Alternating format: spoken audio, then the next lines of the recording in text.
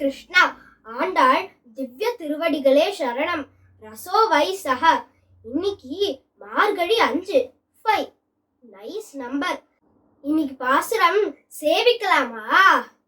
மாயனை மண்ணு வடமதுரை மைந்தனை தூய பெருநீர் யமுனை துறைவனை ஆயர் குலத்தினில் தோன்றும் மணி விளக்கை தாயை குடல் விளக்கம் செய்த தாமோதரனை தூயோமாய் வந்து நான் தூமலர் தூவித் தொழுது வாயினால் பாடி மனத்தினால் சிந்திக்க போய பிழையும் புகுதருவான் என்றனுவும் தீயினில் தூசாகும் செப்பேலோர் எம்பாவாய்.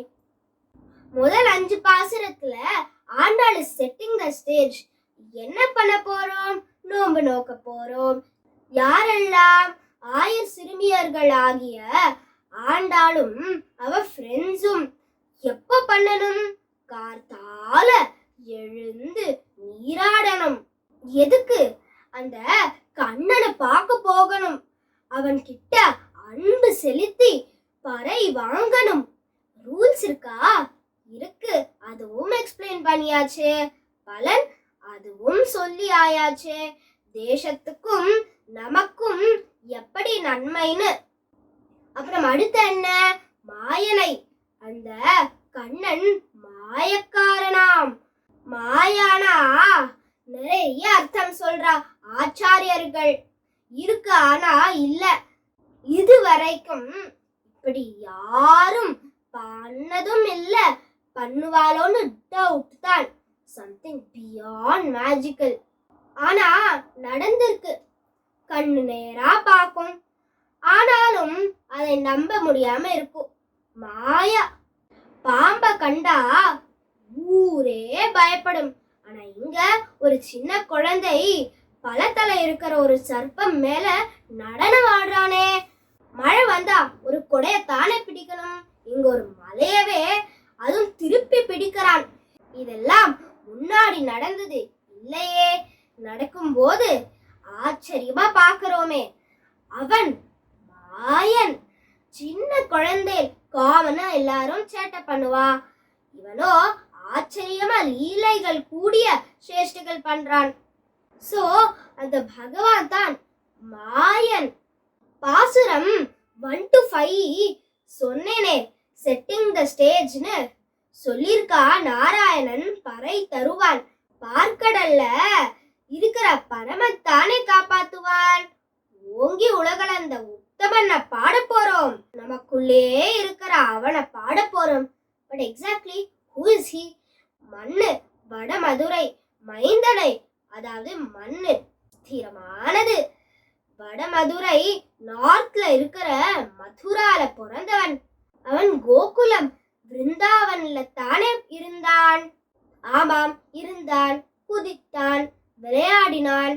ஆனா பிறந்தது ஆக்சுவலி அவரோட பூர்வீகம் மதுரா தானே. அதான் அவன் யமுனை துறைவன். கிருஷ்ணர் எப்பவுமே யமுனா நதி தீரத்துல தான் இருப்பார். குழல் ஊதிந்து ஃப்ரெண்ட்ஸ் கூட ஸ்விம்மிங் பண்ணிட்டு பிறந்த உடனே யமுனா நதி இடம் கொடுக்க அதுல டிராவல் பண்ணதாலோ என்னவோ அவருக்கு யமுனானா அலாதி பாசம். தூய பெருநீர். எதுக்கு? யமுனா மாதா தூய பெருநீர். அதுக்கு ஒரு கம்பேரிசன். திரேதா யுகத்துல சீதா தேவிய ராவணன் கடத்திண்டு கூட்டின்னு போனானே. சீதா தேவி அப்போ நேச்சர் எல்லா கிட்டையும் ராமர் வந்தா ராவணன் என்ன கடத்திண்டு கூட்டின்னு போனான்னு சொல்லுங்கோன்னு. பஞ்சவட்டி கோதாவரி நதி தீரத்துல தானே இருக்கு. ராமர் வந்து கேட்டதும் கூட பகவானுக்கு கைங்கரியம் பண்ண சான்ஸ் கிடைச்சும் கூட ராவணனால தொல்லை வருமோன்னு பயந்துண்டு ராமர் கிட்ட உண்மைய சொல்லாம இருந்துடுறா கோதாவரி மாதா. ஆனா என்ன கஷ்டம் வந்தா கூட ஓகேன்னு கண்ணன் சேஃபா இருக்கணும்னு அவன் பிறந்தப்போ வழி கொடுத்து அனுப்பி வைக்கிறாளே யமுனா மாதா. அப்போ தூய பெருநீர் அவதானே. அது மட்டும் இல்லாம கண்ணன் விளையாடி குளிக்கிற தண்ணி அப்ப தூய நீர் தானே இல்லையா? கோகுலம்ல இருக்கிற ஆயர் குலம் மேலோங்கி இருக்க வந்தானே குலவிளக்கா. தாயை குடல் விளக்கம் செய்த தேவகியோட மணி வைத்த விளங்க செய்ய பிறந்தான். காரணத்தோட பிறந்தான். தேவகிக்கு பெருமை சேர்க்க, அப்புறம் யசோதைக்கு பெருமை சேர்க்க வந்தான்.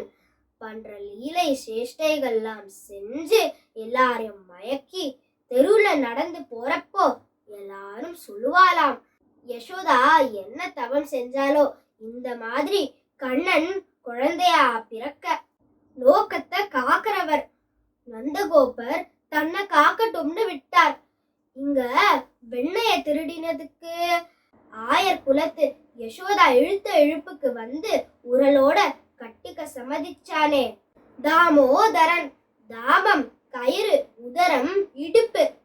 காத்தால எழுந்து ஸ்நானம் செஞ்சு பூ பறிச்சு, ஒன்னா நம்ம தோட்டத்து பூவா இருக்கணும், இல்ல நம்ம சம்பாதிச்ச வாங்கின பூவா இருக்கணும். எந்த குற்றமும் இல்லாத புஷ்பம் கொண்டு அவனை சேவிக்கணும். பக்கத்து ஆத்துக்காரா கஷ்டப்பட்டு வளர்த்த செடியிலிருந்து பகவானுக்கு போடுவானேன். வாயினால் பாடி கீர்த்தனம் பாட்டு பாடி மனத்தினால் சிந்திக்க. ஏற்கனவே சொன்னோமே, அவனை தவிர வேற எண்ணம் இருக்க கூடாதுன்னு. 5 அங்கத்துல 1. ஆனா என்ன பலன் இதெல்லாம் பண்ணினா? போய பிழையும் நம்ம செஞ்சுட்டு இருக்கக்கூடிய செய்யக்கூடிய அத்தனை பாவங்களும் தீர போட்ட வஸ்து மாதிரி சாம்பல் ஆயிடும். ஆண்டாளோட இருந்த ஃப்ரெண்ட்ஸ்க்கு சந்தோஷம். ஆனா கேக்குறா, நீ 5W 1H எக்ஸ்பிளைன் பண்ற, what, why, when, where, who and how சொல்லி ஆயாச்சு. இத்தனை விஷயம் தெரிஞ்சிருக்கே ஆண்டாள் உனக்கு. எல்லாருக்கும் இத சொல்லி எக்ஸ்பிளைன் பண்ணி கூடி போக வேண்டுமே நோம்பு நோக்க. ஆண்டாளும் ஆமாம் ஆமாம் கண்டிப்பா நாளையிலிருந்து ஒரு தோழி எழுப்பலாமா. இந்த பாசுரத்தோட விசேஷமான நாமா ஏற்கனவே கொஞ்சம் எக்ஸ்பிளனேஷன் பார்த்தோமே. மாயன்னா இருக்கு, ஆனா ஆச்சரியமா இருக்கு. இங்க பெருமாள் ஆச்சரிய பூதனா இருக்கார். அவன் பிறப்புல இருந்தே யமுனா நதி இக்கரையில இருந்த அக்கறை போனது, கோகுலம்ல வளர்ந்தது, அசுரர்களை மாய்த்ததுன்னு எவ்வளவு ஆச்சரியங்கள். நம்ம எல்லா பாசுரத்துல இருந்தும் ஒரு ஸ்பெஷல் நேம் எடுத்து கொஞ்சம் டீட்டெயில்டா பாக்குறோம்.